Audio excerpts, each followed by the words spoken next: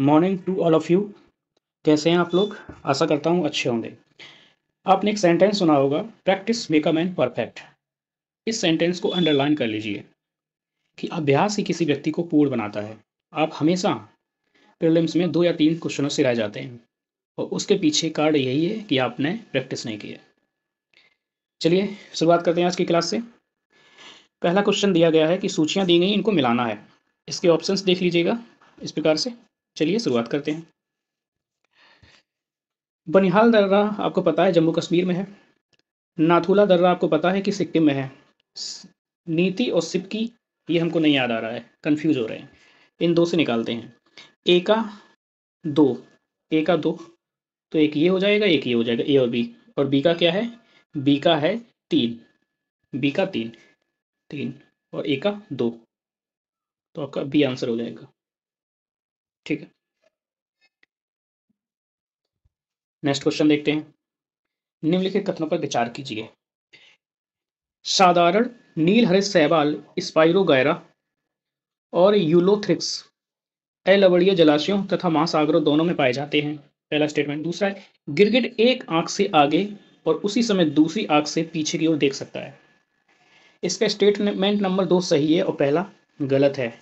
तो आंसर इसका हो जाएगा केवल पी। कैसे? स्पायरोगायरा एक कवक होता है, एक फंगी होता है, और इसके अंतर्गत जो आपके पर्णहरित होता है, क्लोरोफिल पाया जाता है। और क्लोरोफिल पाया जाता है, सीधा मतलब है कि फोटोसिंथेसिस करता है, प्रकाश संश्लेषण करता है, खुद का भोजन निर्माण स्वयं करता है, स्वपोषित होता है। और ये मेनली उन क्षेत्रों में पाए जाते हैं जहाँ का जल रुका हुआ होता है और स्वच्छ होता है, जैसे कि तालाब है आपका, वहाँ पाया जाएगा। और जो यूरोथ्रिक्स होता है, ये आपके स्थिर जल में नहीं पाया जाएगा। इसके लिए जल चलायमान होना चाहिए, जल चलायमान होना चाहिए, वहीं पाया जाता है ये। तो महासागर में दोनों पाए नहीं जाएंगे, इस प्रकार से ये गलत हो जाएगा।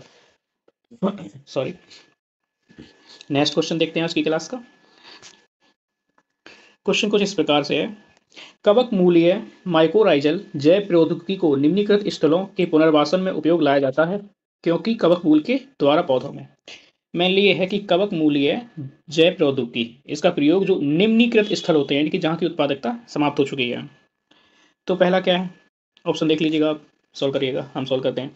सूखे का प्रतिरोध करने, अवशोषण क्षेत्र को बढ़ाने की क्षमता आ जाती है। सीधी सी बात है, जब ये वहाँ डाला जाता है कवक, ठीक है, तो वहाँ की मिट्टी की उर्वरकता को बढ़ाता है और उसमें अवशोषण की क्षमता आ जाती है।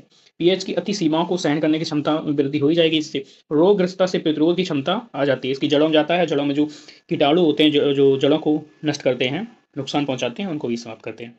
तो इस प्रकार से आपका आंसर डी हो जाएगा। ठीक है, चलिए नेक्स्ट क्वेश्चन देखते हैं आज की क्लास का। एक फिर सूची दी गई है। सूची इस प्रकार से है, ठीक है, इसके ऑप्शंस ये हैं, तो छोटा कर लेते हैं इसको, अब मिल जाएगा। देख लीजिए, ग्राम स्तर पर की गई भू राजस्व एक यहाँ से बन जाएगा। ग्राम स्तर पे आपने देखा था महाल वाली व्यवस्था थी, ग्राम को महाल भी कहते थे, ठीक है। तो डी का 3।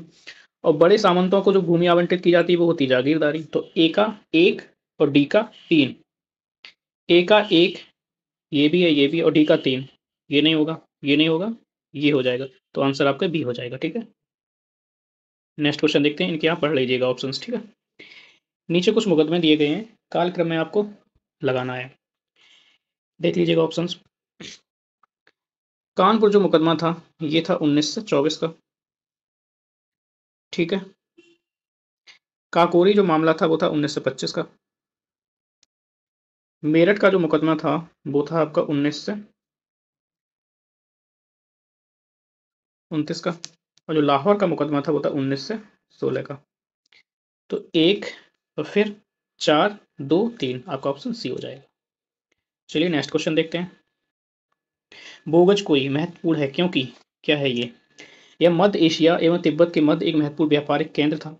यहाँ से प्राप्त अभिलेखों में वैदिक देवताओं एवं देवियों का नामोल्लेख प्राप्त हुआ है। वेद के मूल ग्रंथों की रचना हुई थी। उपरोक्त में से कोई नहीं, तो आपका आंसर हो जाएगा बी। बोगज कोई ईरान में एक जगह है जहाँ पर वैदिक देवताओं के और देवियों के साक्ष्य मिले हैं, ठीक है। इंद्र हुए, वरुण हुए इत्यादि। इससे ये पता चलता है कि ईरान से भी हमारे संबंध थे। नेक्स्ट क्वेश्चन देखते हैं। सर्वाधिक जैव विविधता कहाँ पाई जाएगी? देख लीजिएगा, तो ये पाई जाएगी उष्णकटिबंधीय वर्षा में। ये आपकी अर्थ है, ये बीच से गया इक्वेटर 0, यहाँ से एक जाएगी रेखा और एक यहाँ से जाएगी। नॉर्थ की 10 डिग्री और साउथ की 10 डिग्री, इनके जो बीच का जो क्षेत्र होता है इसे कहते हैं उष्णकटिबंधीय क्षेत्र। इसमें तापमान खूब रहता है वर्ष भर, और वर्ष भर तापमान रहेगा तो बारिश अच्छी होती रहेगी। तो जलवायु की दृष्टि से यहाँ की जो परिस्थितियाँ बड़ी अनुकूल हैं, इसलिए यहाँ पे उष्णकटिबंधीय वर्षा वनों का विकास होता है। चलिए नेक्स्ट क्वेश्चन देखते हैं आज की क्लास का। पारिस्थितिकी संवेदी क्षेत्रों के संदर्भ में निम्नलिखित कथनों पर कौन सही है? पारिस्थितिकी संवेदी क्षेत्र वे क्षेत्र जिन्हें वन्यजीव संरक्षण अधिनियम 1972 के तहत घोषित किया गया है। पारिस्थितिकी संवेदी क्षेत्र को घोषित करने का प्रयोजन है उन क्षेत्रों में केवल कृषि छोड़कर सभी मानवीय क्रियाओं को प्रतिबंध लगाना। ऑप्शंस देख लीजिएगा। इसका आपका डी हो जाएगा।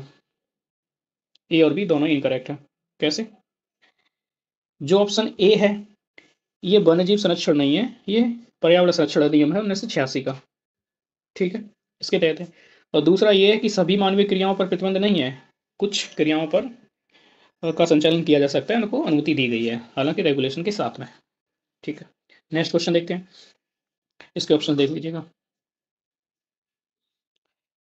भारत की संसद किसी कानून विशेष को भारत के संविधान की 9वीं अनुसूची में डाल सकती है। ऑफकोर्स डाल सकती है, पहला ऑप्शन ठीक है। 9वीं अनुसूची में डाले गए कानून की वैधता का परीक्षण किसी न्यायालय द्वारा नहीं किया जा सकता, ये गलत है। तो आंसर केवल एक हो जाएगा। आपको पता है कि 2007 के बाद इस अनुसूची में जो भी डाला जाएगा, 2007 में एक निर्णय आया तो उसमें कहा था कि 1973 के बाद से जो भी चीज़ें डाली गई हैं, जो भी अधिनियम डाले गए हैं इसके अंतर्गत, उनकी न्यायिक समीक्षा की जा सकती है। ठीक है, पहले नहीं की जा सकती थी। ये देख लीजिएगा, इसके ऑप्शन देख लीजिएगा। चलिए मिला लेते हैं इनको। संविधान संशोधन आपको पता है कि अनुच्छेद 367 के तहत होता है। वित्त आयोग 280 के तहत। वित्तीय आपातकाल 360। अखिल भारतीय सेवाएं ऑल इंडिया सर्विसेज 312।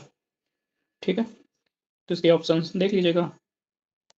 पहले का डी है, पहले का डी यानी कि पहला का चौथा, तो आंसर आपका बी हो जाएगा। आई होप आपको क्लास पसंद आई होगी। क्लास पसंद आए तो लाइक करें, सब्सक्राइब करें, शेयर करें। Thank you, all the best.